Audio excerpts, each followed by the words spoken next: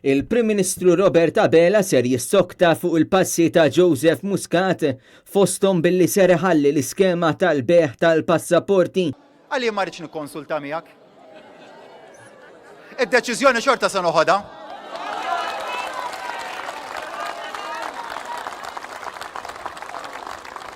Però sur kap tal-Oppożizzjoni, inti abdikajt, inti ħrabt minn dmir ewlieni tiegħek li kellek tikkonsulta miegħi dwar din il-kariga.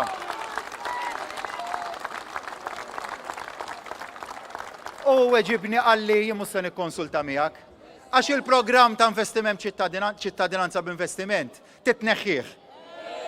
U jinsewwix bolu mhux se nneħħih. Dan saħ waqt attività tal-Partit Laburista fħal Ormi fejn insista li d-deċiżjoni ser joħodha xorta u ser jibqa' għaddej b'din l-iskema.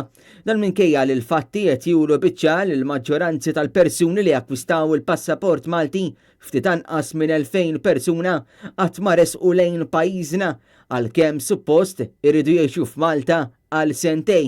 Aktar kmieni din il-ġimgħa l-Oppożizzjoni Nazzjonalista rrifjutat li tkun involuta fil-proċess ta' konsultazzjoni sabiex jinħatar ir-regolatur il-ġdid għall-iskema tal-beħ tal-passaporti. Dan wara li għal diversi drabi il-Maltin, hekk imsejħa ġodda, spiċċaw fi skandlu wara li ieħor madwar id-dinja b'akkużi ta' ħasil ta' flus u korruzzjoni.